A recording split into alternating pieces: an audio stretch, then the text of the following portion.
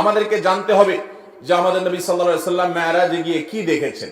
তিনি মেরাজে গিয়ে যে বিষয়গুলো দেখেছেন এর ভিতরে একটা বিষয় হলো তিনি জিবরিলকে দেখেছেন। জিবরিল ফেরেশতাকে তিনি তার আপন যে সুরত, তার আসল যে রূপ, সেই রূপে তিনি দেখেছেন। বিভিন্ন বর্ণনা দ্বারা প্রমাণিত যে জিবরিলকে আল্লাহ রাব্বুল আলামিন কতগুলো ডানা দিয়েছেন? 600 ডানা। এবং তার এক একটি ডানা এক প্রান্ত থেকে অপর প্রান্ত যতদূর মানুষের চোখ যায় ততদূর পর্যন্ত বড়।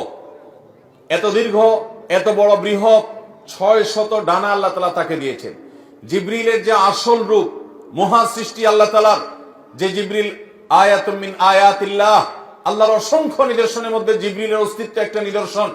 এটিকে নবী সাল্লাল্লাহু আলাইহি ওয়াসাল্লাম মেরাজে তার আসল রূপে দেখার সুযোগ পেয়েছেন। এটি ছিল একটি। নবী করিম সাল্লাল্লাহু আলাইহি ওয়াসাল্লামের মেরাজে তিনি আরো যা দেখেছেন তার মধ্যে দ্বিতীয় হলো বোরাক তিনি দেখেছেন। বোরাক একটি বাহন। এই বোরাক এটা ঘোড়া এবং গাধা এগুলোর সমজাতীয় কাছাকাছি পর্যায়ের এক ধরনের একটা বিশেষ বাহন, যে বাহনের সমজাতীয় আরেকটা বাহন পৃথিবীতে নাই। এটা নবী করিম সাল্লাল্লাহু আলাইহি ওয়াসাল্লামের জন্য আল্লাহ তাআলা স্পেশাল পাঠিয়েছেন। যদিও আল্লাহ তাআলা চাইলে তাকে সরাসরি উপরে তুলে নিতে পারতেন, কিন্তু আদ-দুনিয়া বিল ওয়াসাইল লা বিল ফাদাইল, দুনিয়াতে সবকিছু ওসিলা এবং মাধ্যম দিয়েই হয়। এজন্য আল্লাহ তাআলা এই বাহনটা ব্যবহার করেছেন। আল্লাহ তাআলা এই বাহনের মুখাপেক্ষী না, এটা ছাড়াও তিনি তার বান্দাকে নিতে পারতেন। তো এই বোরাকের সাক্ষাৎ নবী সাল্লাল্লাহু আলাইহি ওয়াসাল্লামের সাথে হয়েছে। আমাদের দেশে অনেক ঘর বাড়িতে দেখবেন, অনেক দোকানে দেখবেন বিভিন্ন বড় বড় এরকম ছবি টাঙানো আছে, যে ছবিতে লেখা আছে নবীজির বোরাক। সে বোরাকের আবার দুটা ডানাও আছে, দেখছেন আপনারা? অথচ নবী করিম সাল্লাল্লাহু আলাইহি ওয়াসাল্লামের বোরাক আমরা কেউ দেখেছি? তাহলে এই ছবি যে অঙ্কন করেছে সে কোত্থেকে দেখলো? বোঝা গেল এটা নবী সাল্লাল্লাহু আলাইহি ওয়াসাল্লামের বোরাকের নামে প্রতারণা। তার বোরাকের ধরন কেমন ছিল এটা তিনিই জানেন। হাদিসের বিবরণের সাথে বরং এই ছবির কোনো মিল পাওয়া যায় না। এখানে ডানা দেয়া হয়েছে, অথচ নবী সাল্লাল্লাহু আলাইহি ওয়াসাল্লামের বিবরণ থেকে সেরকম কিছু, এখানে যেরকম দেখা হচ্ছে সেরকম কি বোঝা যায় না। অতএব যারা বরকতের জন্য বোরাকের ছবি দোকানে টাঙ্গায় রাখেন, অফিস আদালতে টাঙ্গায় রাখেন, বাসা বাড়িতে টাঙ্গায় রাখেন, তারা এটার কারণে কোনো সওয়াব বা বরকত লাভ করা তো দূরের কথা, উল্টা গুনাহগার হবেন।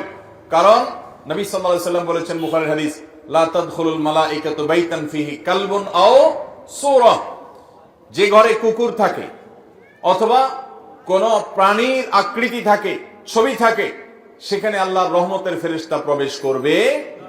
বিধায় নবীজির বোরাকের নামে আপনি যে ছবি রাখছেন, এটার মাধ্যমে আপনার ব্যবসা বরকত হবে না, ঘরে বরকত নাজিল হবে না, বরং আল্লাহর বরকত এবং রহমত আসার দুয়ার বন্ধ হয়ে যাবে। আল্লাহ তাআলা আমাদেরকে নেক্সট সূরাতে শয়তানের এই ধোঁকা থেকে বেঁচে থাকার তৌফিক দান করুন। তাহলে নবী সাল্লাল্লাহু আলাইহি ওয়াসাল্লাম মেরাজে গিয়ে দ্বিতীয় যে বিষয়টি দেখেছেন সেটা হলো বোরাক, আল্লাহর বিশেষ এক সৃষ্টি, যেটা আমরা কেউ দেখি নাই, তিনিও আর তার আগে দেখেন নাই, তারপরে আর দেখেন নাই।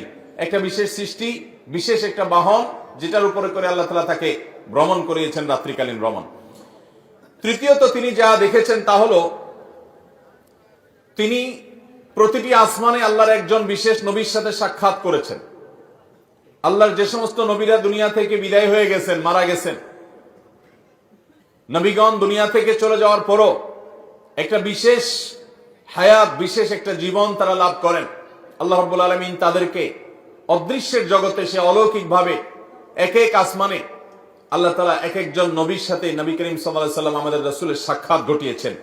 তিনি প্রথম আসমানে দেখেছেন আদম আলাইহিস সালামকে, দ্বিতীয় আসমানে দেখেছেন ঈসা এবং ইয়াহইয়া আলাইহিস সালামকে, তৃতীয় আসমানে দেখেছেন আল্লাহ নবী ইউসুফ আলাইহিস সালামকে, চতুর্থ আসমানে দেখেছেন আল্লাহ নবী ইদ্রিস আলাইহিস সালামকে, পঞ্চম আসমানে দেখেছেন আল্লাহ নবী হারুন আলাইহিস সালামকে, ষষ্ঠ আসমানে দেখেছেন আল্লাহ নবী মুসা আলাইহিস সালামকে, আর 7 নম্বর আসমানে দেখেছেন আল্লাহর আরেক নবী এবং খলিল আল্লাহর রাসূল ইব্রাহিম আলাইহিস সালামকে।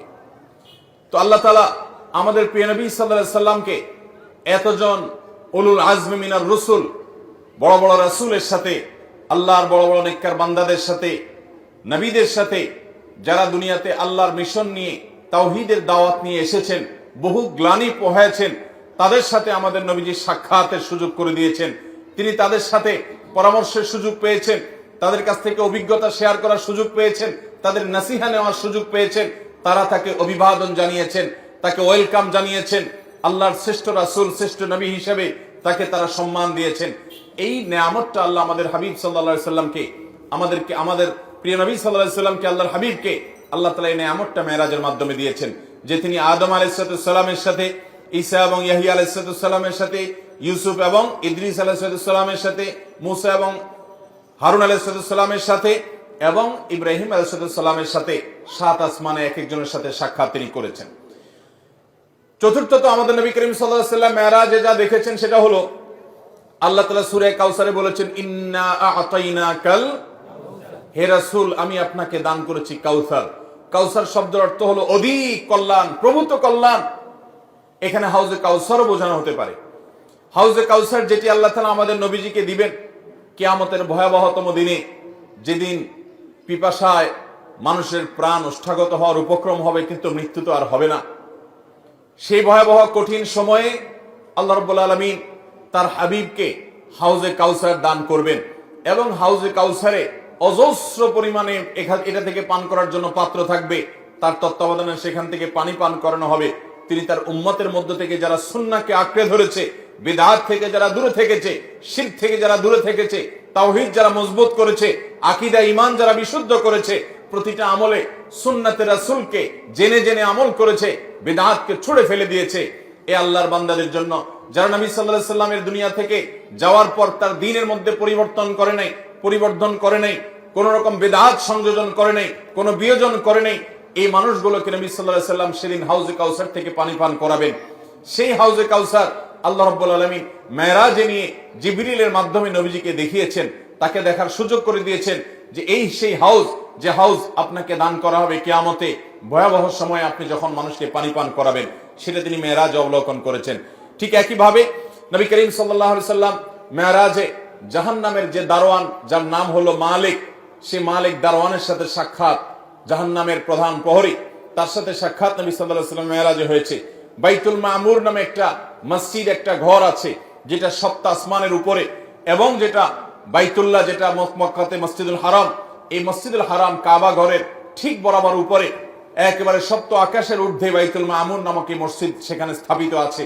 এই মসজিদে প্রতিবারে 70,000 ফেরেশতা প্রবেশ করেন আল্লাহর ইবাদতের জন্য। যারা একবার ঢুকেন তারা ইবাদত করে বের হওয়ার পর আর তারা ঢুকেন না, নতুন 70,000 ঢুকে। আল্লাহ তাআলার ফেরেশতা কত অগণিত, তাদের সংখ্যা কত বেশি, সেটা একমাত্র আল্লাহ ভালো জানেন। এখান থেকে কিছুটা আঁচ এবং অনুমান করা যায়। সেই বাইতুল মামুরে নবী করিম সাল্লাল্লাহু আলাইহি সাল্লামকে আল্লাহ তাআলা যাওয়ার এবং সেখানে উপস্থিত হওয়ার সুযোগ দিয়েছেন মেরাজের মাধ্যমে।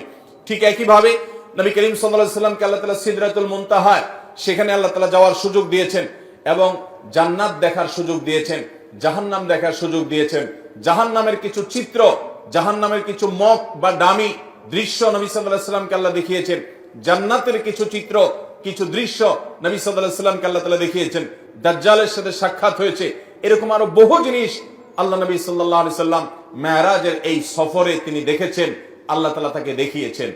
নবী আলাইহিস সালাম এই সমস্ত আল্লাহর কুদরত, আল্লাহর সমস্ত আয়াত দেখার পর দুনিয়াতে তার সেই আমাল হুজুন, তার যে পেরেশানির বছরের যে পেরেশানি, তার স্ত্রী হারার যে বেদনা, তার সহায় হারা চাচা হারা যে বেদনা, তায়েফের মানুষের কষ্ট দেওয়ার যে বেদনা, মক্কার মানুষের কাছ থেকে নিগৃহীত হওয়ার যে বেদনা, এই সকল বেদনা লাঘব হয়ে নতুন করে আর আল্লাহর তরফ থেকে ঈমানের চার্জ নিয়ে তিনি আবার পূর্ণদমে দুনিয়াতে এসে আবার দাওয়াতি কাজ চালু করতে পেরেছেন, আরম্ভ করতে পেরেছেন।